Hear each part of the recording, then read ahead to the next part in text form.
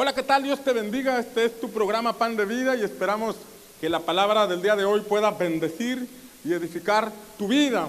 Estoy tratando una temática que tiene que ver con la visión, la importancia de tener visión, de saber hacia dónde vamos, de conocer el propósito o el plan de Dios para nuestra vida. La mejor visión que podemos tener es la que Dios nos muestra. Cada uno de nosotros puede tener una visión personal, pero la mejor es la que el Señor nos muestra.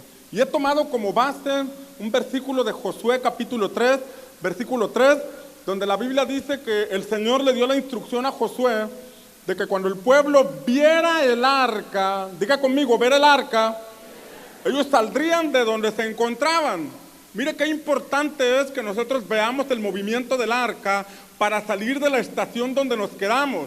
Si usted siente que se ha estancado, si usted siente que está limitado, o si usted siente que todavía hay cosas que Dios tiene para su vida, es importante ver el movimiento del arca. Y si usted califica en estas tres cosas, yo vengo a anunciarle en el nombre de Jesús que usted va a ver la gloria del Señor moverse, y usted se va a mover en esa dirección, y va a ver una vida completamente bendecida y transformada por el poder del Espíritu Santo. Dele un aplauso al Señor si usted lo cree. Yo le compartía la semana pasada cómo el libro de Lucas nos muestra lo que es el evangelio completo, no el evangelio completo, el evangelio completo. Y el evangelio completo lo vemos en Lucas capítulo 4, versículos 18 y 19, donde el Señor Jesús, al ir a la sinagoga, tomó el rollo del libro, y era el libro de Isaías, y cuando leyó el libro de Isaías, leyó lo siguiente. Él dijo: el Espíritu del Señor está sobre mí, por cuanto me ha ungido, y menciona 6 cosas. La primera es: me ha ungido para dar buenas nuevas a los pobres. Y yo le señalaba que esto tiene que ver con recibir la salvación. Cuando nosotros nos arrepentimos de nuestros pecados, es por obra del Espíritu Santo. Cuando reconocemos nuestros pecados y le pedimos perdón al Señor, el Señor perdona nuestros pecados y cambia nuestra vida. ¿Alguien dice amén? Pero ese fue solamente el punto 1. Buenas nuevas a los pobres. Además de las buenas nuevas, Jesús dijo que Él vino a sanar a los quebrantados de corazón, y esto tiene que ver con una sanidad emocional, sanidad del corazón que recibimos por parte de nuestro Señor. No termina allí, sino que además de sanar a los quebrantados de corazón, la Escritura dice que Él vino a dar libertad a los cautivos. Y no solamente los que son cautivos espiritualmente, a veces somos cautivos de pensamientos, cautivos de paradigmas, cautivos de doctrinas, cautivos de la religiosidad o cautivos de pensamientos manipuladores que pusieron en nuestra vida, que detienen nuestro desarrollo. Cuando venimos a Cristo, Él perdona nuestros pecados, Él sana nuestro corazón, y por medio de su palabra renueva nuestro entendimiento, renueva nuestra manera de pensar. Y cuando nosotros somos renovados en nuestra manera de pensar, podemos experimentar una transformación. Nos saca del desierto para llevarnos a una vida completamente fructífera. ¿Alguien dice amén? Pero no termina allí. Después de libertad a los cautivos, dice que también dar vista a los ciegos. Y ya estamos viendo varias cosas: las buenas nuevas, la sanidad del corazón, la libertad de los cautivos y la vista de los ciegos. Un creyente, una persona puede ser salva porque recibió a Jesús, pero tal vez no tiene una visión de la vida. Una persona recibió perdón de pecados, ya pasó por escuela de campeones, lo llevamos al encuentro, reconoció su necesidad emocional, el Señor lo sanó, se le quitó la carita de limón agrio que antes tenía, y ahora tiene una cara sonriente, una cara llena de gozo. Hasta el perro en su casa se dio cuenta que ya cambió, ya mueve la colita, el perrito, no la persona, ya mueve la colita cuando llega, porque dice: esta persona ha sido transformada. Si el perro se dio cuenta y la gente se ha dado cuenta, es porque la obra de Dios es real en tu vida. Pero una persona puede ser sana de sus emociones, pero todavía no tener una visión de la vida. Este es un evento diferente. El mismo que nos salva es el mismo que nos sana, el mismo que nos libera, derriba paradigmas, argumentos y todo lo que pueda estar en nuestra mente que nos limita, y también nos da una vista, una visión. No solamente sana a los ciegos físicos, sino que también nos da la visión, la capacidad de ver. Y después de que recibimos la capacidad de ver, el Señor dice en Lucas que Él también vino a dar libertad a los oprimidos. ¿Y quiénes eran los oprimidos? Dice la Escritura que los egipcios oprimían tenían bajo presión a los israelitas, pero el Señor los sacó de allí para llevarlos a una tierra productiva. Es cuando el Señor te libera de cosas que no te dejan desarrollarte, de ese empleo que no te deja servir al Señor. Hay talentos en tus manos, hay capacidades, hay ideas. Cuando el Señor hace estas cosas en tu vida, dejas de trabajar para Faraón y te desarrollas con la bendición de nuestro Señor. ¿Alguien lo cree? Y en sexto lugar, Jesús dijo que venía también a predicar el año agradable del Señor. Y yo te decía que el año agradable tiene que ver con el jubileo. Y el jubileo era algo que Dios estableció, que en el año 50 todos los que tenían deudas quedaban libres de deudas. Todos los que habían caído en esclavitud quedaban libres de la esclavitud. Todos los que habían perdido sus tierras, todos los que habían perdido sus pertenencias, las volvían a recuperar, porque en el año del jubileo el Señor establece un borrón y cuenta nueva, un inicio de nuevo. Es cuando el Señor te mete a su propósito, recupera tu propósito. Es un tiempo de restitución para todos aquellos que lo están esperando. ¿Alguien le da un aplauso fuerte a Jesús? Entonces, yo creo que usted y yo comprendamos algo, que la Biblia, más que información, nos muestra la voluntad del Padre. ¿Sabe que en los inicios de la humanidad, en los inicios del ser humano, la comunicación verbal solamente consistía en dar información? Es decir, el elefante, el árbol, la comida, y únicamente la comunicación verbal era para transmitir información. Pero después ese lenguaje verbal se fue revolucionando y pasó de simplemente transmitir información a dar dirección. Y es cuando empezaron a comunicarse para decir: hagamos algo, construyamos algo, vayamos para allá. Esa comunicación fue madurando, esa comunicación verbal fue madurando, y lo mismo pasa en la vida espiritual. En un principio recibimos información, recibimos la información de que Jesús perdona nuestros pecados, recibimos la información de que podemos tener vida eterna, recibimos la información de que hay un cielo que nos espera.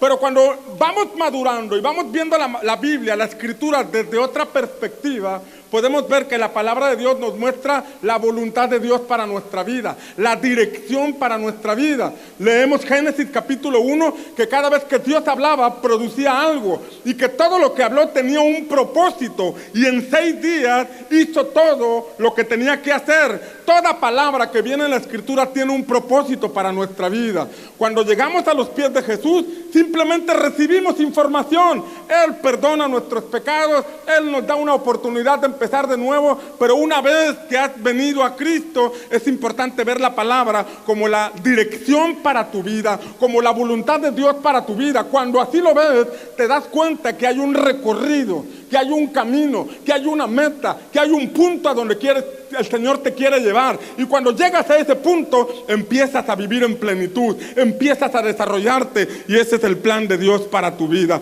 Y hoy vengo a anunciarte en el nombre de Jesús que si tú prestas atención a la voz del Espíritu Santo y en vez de recibir información lo tomas como una dirección de parte de Dios para tu vida, vas a salir del estancamiento, vas a salir de tus límites, vas a brincar los muros y vas a entrar a esta nueva temporada que el Padre ha destinado para ti y para los tuyos, en el nombre de Jesús. ¿Alguien le puede dar un aplauso fuerte al Señor? Esto podemos verlo en la vida de Abraham, que es de quien quiero hablarte en esta mañana. De Abraham. Abraham es conocido como el padre de la fe. Sin embargo, él no empezó como el padre de la fe. Él empezó con sus dudas, él empezó con sus luchas, él empezó con sus circunstancias difíciles. Él no empezó con un alto nivel de fe. Él simplemente recibió un llamado. Génesis capítulo 11, versículos 31 y 32, nos muestran que él dejó Ur de los Caldeos porque Dios le dijo que saliera de ahí. Y Génesis 11, 31 y 32 dice que Taré tomó a Abraham su hijo, a su nieto Lot, hijo de Harán, y a Sarai su nuera, mujer de su hijo Abraham, y salieron juntos de Ur de los Caldeos, en dirección a la tierra de Canaán. Mire cómo en la Biblia encontramos tantos mensajes donde nos direcciona el Señor. Estás en este punto, pero te quiero llevar a aquel punto. Estabas en Egipto, estabas en Ur de los Caldeos, no solamente es sacarte de allí, es llevarte a Canaán. Canaán es la tierra del propósito, es el plan eterno de Dios para nuestra vida en esta tierra, por el cual nos dio existencia. Y ellos salieron, dice la palabra, salieron de Ur de los Caldeos, lo que es símbolo de salir del mundo, salir del contexto espiritual, religioso y de culturas familiares en las que él se encontraba. El Señor lo sacó de ahí. El Señor sacó a Abraham de ese contexto de Ur de los Caldeos. Es como tú y yo en este tiempo que hemos salido del mundo. Aunque estamos en el mundo, ya no formamos parte de la filosofía, de las costumbres y de las tradiciones de este mundo, porque nos ha llegado un entendimiento de la vida espiritual. Esto es por revelación. Usted puede haber recibido información y no creer en este punto, pero cuando llega la revelación, tú te desprendes de ciertas costumbres, no porque te digan que las dejes, porque alguien dice, es que cuando van ahí prohíben que uno tome. No, nadie te prohíbe que tú tomes, sino que tú en tu espíritu entiendes que hay cosas que tienes que dejar, hay asuntos con los que tienes que romper. Por ejemplo, ya no puedes celebrar a tu suegra los días 31 de octubre, porque eso ya no es parte de la celebración de los creyentes. Entonces, Abraham salió de Ur de los Caldeos, pero dice la palabra, salieron juntos de Ur de los Caldeos en dirección a la tierra de ¿qué? ¿A dónde iba? Levante su mano y repita conmigo, iba a Canaán. La dirección era clara, el objetivo era específico. Te saco de Ur de los Caldeos para que vayas a Canaán.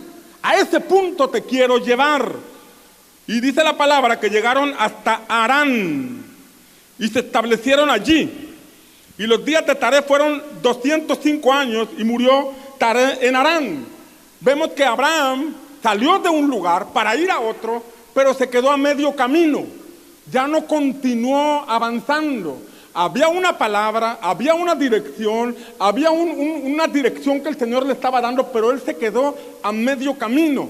Dejó en stand-by su crecimiento espiritual, dejó en stand-by su desarrollo espiritual. Y dice la Escritura que al llegar a este lugar, en este lugar, la Escritura nos enseña que murió el papá de Abraham, murió en Harán. Ahora déjame decirte algo. Taré, el padre de Abraham, había perdido a un hijo. Había sufrido la pérdida de un hijo llamado Harán. Y justamente cuando lo perdió en Harán, allá en Ur de los Caldeos, perdió a un hijo y salió de Ur de los Caldeos para ir a la tierra de Canaán. Llegó en el camino a una ciudad que tenía el nombre de su hijo que había muerto. En el camino se encontró con una ciudad que le recordó a su hijo. Él iba saliendo de un contexto de duelo, de nostalgia, de lágrimas, pero en el camino algo le hizo recordar la muerte de su ser querido. Y en ese lugar se estacionó.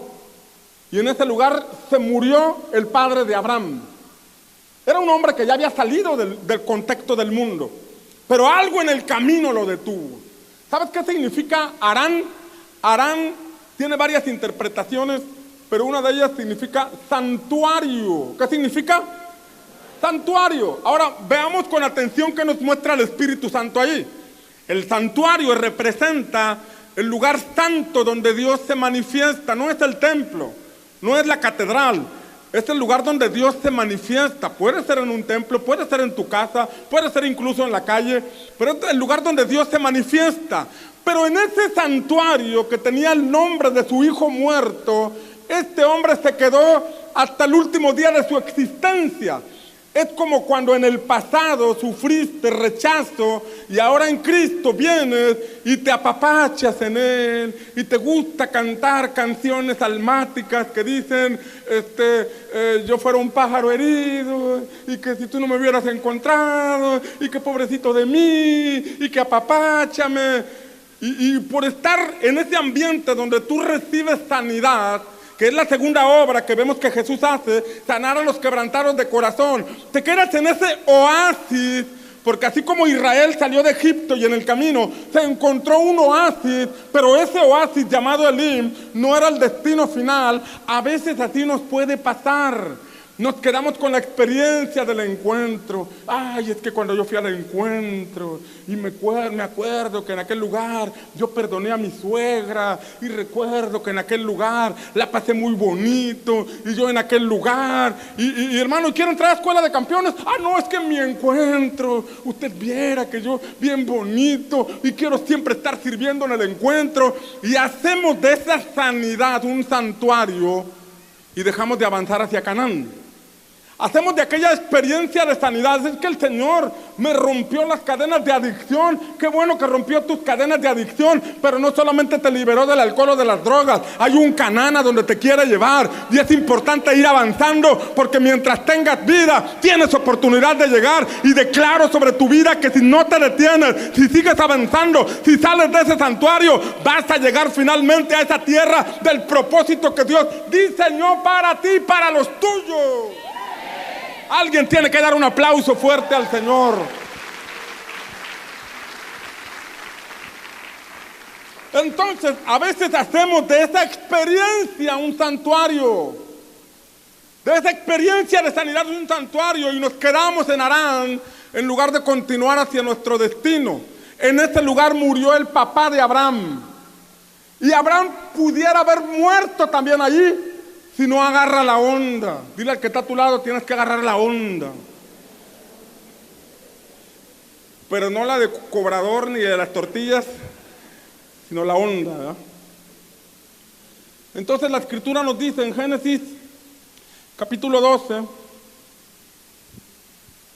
y se fue Abraham como el Señor le dijo,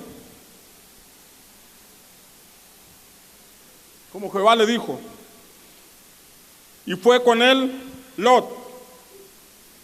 Era Abraham de edad de 75 años cuando salió de Harán.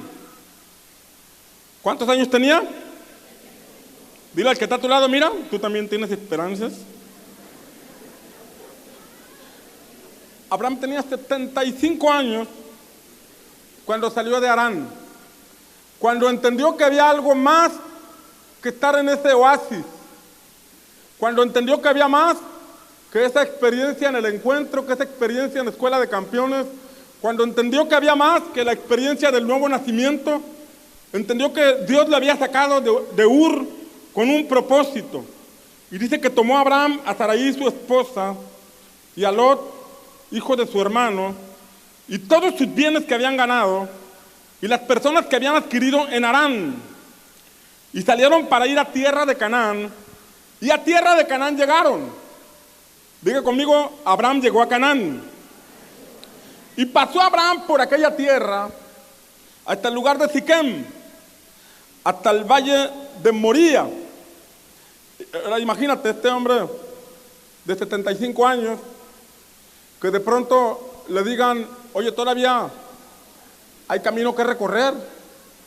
A los 75 años, la mayoría de las personas están haciendo su testamento.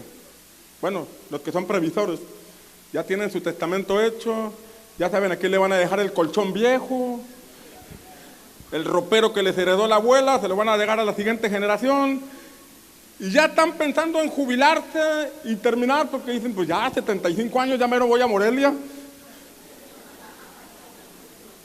Pero aquí vemos que a los 75 años el Señor todavía le dice, hey, yo todavía tengo planes contigo.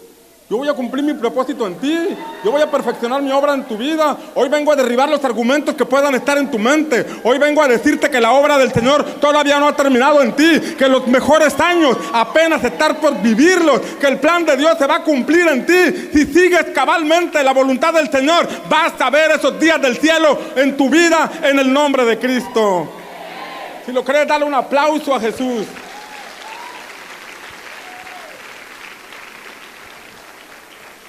Ahora, pero dice que llegó a la tierra de Canaán.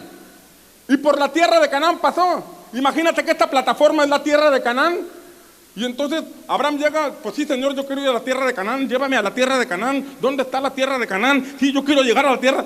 Pasó por aquella tierra, es lo que dice la palabra. Llegó a tierra de Canaán y pasó por ella. ¿Por qué? Porque había un velo. No como el de novia, sino le faltaba tener una visión más clara. Era alguien que ya no estaba en el mundo. Era alguien que ya había salido de Ur de los Caldeos.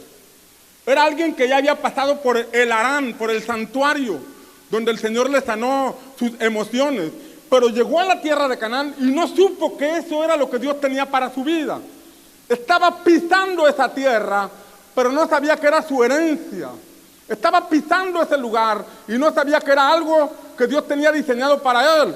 Hay personas que están trabajando para alguien sin darse cuenta que hay una empresa que Dios quiere poner con esos talentos que hay en tus manos. Hay personas que están trabajando para alguien, no tienen tiempo de salir con la familia, no tienen tiempo de servir al Señor y no se han dado cuenta que realmente esos talentos que están en sus manos son para que te desarrolles, son para que emprendas un negocio, son para que salgas adelante, para que seas dueño de tu tiempo, puedas salir con tu familia y puedas servir al Señor. Y si tú lo crees, vas a ver cómo esas manos se despiertan, porque el Señor, dice la Escritura, es el que prospera el trabajo de nuestras manos. Declaro sobre tus manos prosperidad en el nombre de Jesús. Declaro que se abren los cielos e ideas frescas llegan sobre tu vida para que puedas recibir la visión que Dios tiene para ti en el nombre de Cristo. ¿Alguien lo cree? Ahora Abraham pasó por aquel lugar y tenía un velo que no le permitía mirar esa tierra. Un velo, porque déjame decirte que Lot, su sobrino, Lot significa velo. Y la Escritura dice que Dios le dijo a Abraham: deja tu tierra y tus parientes, rompe con la cultura de tu tierra y rompe con las culturas familiares que predominaban en la casa tuya y de tus padres. Porque si voy a hacer de ti una gran nación, porque si voy a hacer de ti un pueblo diferente, porque si voy a hacer de ti un matrimonio ejemplar, porque si tus hijos van a ser llamados herencia del Señor, entonces tú tienes que romper con las culturas del mundo, con el matriarcado, con el machismo, con todo lo que este mundo impregnó en tu familia. Tú vas a romper con eso, porque tú vas a ser una familia de reino, tú vas a ser una familia bendecida, tú vas a ser una familia modelo, una familia que vive conforme a los principios de la palabra del Señor. ¿Alguien dice amén? Estos hijos que andaban descarriados van a venir en el nombre de Jesús. Ese matrimonio que está en conflicto va a ser restaurado por el poder del Espíritu Santo. Antes la gente decía: están a punto de divorciarse, pero ahora se van a sorprender de ver la obra que Dios va a hacer en ti y en tus generaciones. ¿Alguien lo cree? Entonces Abraham salió de aquel lugar, pero dice la Escritura que venía con su sobrino llamado Lot. Y ese sobrino era un velo. Abraham tenía una gran promesa. Abraham dejó el mundo. Abraham iba en camino a su propósito, pero había algo que le impedía ver a plenitud lo que Dios quería mostrarle. Hay relaciones que a veces nos estorban para ver lo que Dios nos quiere dar. Hay compañías que a veces nos estorban para ver lo que Dios nos quiere dar. Y de pronto el Señor va a crear fracturas en las relaciones personales que tienes con otros, y tal vez te va a costar dolor, te va a costar lágrimas, pero finalmente vas a decir: gracias a Dios que me separó de este grupo de personas, porque ahora mis ojos pueden ver con claridad, ahora mis ojos pueden ver lo que Dios tiene para mi vida. Declaro apertura de ojos sobre ti en el nombre de Jesús. ¿Alguien lo recibe? Ahora, no está diciendo que te vas a pelear con alguien, pero a veces te vas a separar de personas porque no van para el mismo rumbo que tú vas. Nadie puede andar en yugo desigual con los incrédulos. Y esto no solamente aplica para el matrimonio. A veces hay amigos que son un yugo desigual en tu vida. Ellos quieren jalar para un lugar y tú quieres jalar para otro. A ellos todavía les mueve, se les hace agua la boca cuando ven una caguama y tú dices, yo ya no puedo ver esto. Ellos todavía se mueven con la música de Los Ángeles Azules y tú bailas las de Hillsong. Tal vez se va a romper eso en el nombre de Jesús, pero vas a ir corriendo a la bendición del Señor. ¿Alguien dice amén? Ahora, Génesis 12:7 dice que apareció Jehová a Abraham y le dijo, a tu simiente daré esta tierra. Y edificó allí un altar al Señor que le había aparecido. ¿Qué edificó Abraham? Esto me habla de un hombre que tenía experiencias espirituales. Un hombre que levantaba altares a Dios. El altar, mis hermanos, es símbolo de comunión con el Señor. Ahí no había un pastor que le enseñara. Abraham no tenía una Biblia que leer. No tenía la escuela especializada de servidores donde le enseñaban acerca de los altares. Pero él espiritualmente sabía que necesitaba tener comunión con el Dios eterno. Y sin que nadie le dijera, sin que nadie le impusiera que tuviera que orar, él levantó esos altares. Porque en su espíritu estaba la necesidad de conectarse con el Dios eterno. Este hombre levantó altares. Pero aún así Abraham no tenía una visión clara, como lo vamos a ver más adelante. Era un hombre que dejó Ur, que representa al mundo, que pasó por Harán, una experiencia de sanidad, que pasó por la tierra que Dios tenía para él, levantó altares, pero todavía no tenía una visión. Nosotros podemos ver en esta vida de Abraham un proceso de crecimiento, un proceso de desarrollo, donde finalmente sus ojos se abrieron. El altar, para levantar un altar, se requería esfuerzo. Tenían que levantar unas piedras, acomodarlas, para poder en ese altar ofrecer sus sacrificios. El altar de Abraham era un altar personal. Era algo que él edificó para el Señor. En este lugar, él pondría personalmente lo que le ofrecería al Señor. Era su comunión personal. En la iglesia podemos estar adorando al Señor y todos nos conectamos. Pero cada quien tiene su altar personal ahí, su adoración personal al Señor, su comunión personal con el Señor. Saliendo de este lugar, cada quien debe permanecer en su comunión personal con Dios, y ese es tu altar, que requiere un esfuerzo, sí, porque estás metido en tantas dinámicas del trabajo, de la familia, de las ocupaciones, pero en toda esa agenda tú tienes que hacer un espacio para tu comunión con el Señor. Abraham tenía ese altar. Abraham levantó este altar, y es importante comprender que el altar significa el centro de la adoración al Señor. No me refiero al altar físico, sino a tu adoración al Señor, lo que tú le ofreces al Señor, tu búsqueda personal del Señor. Si en ti no hay búsqueda, entonces no hay comunión.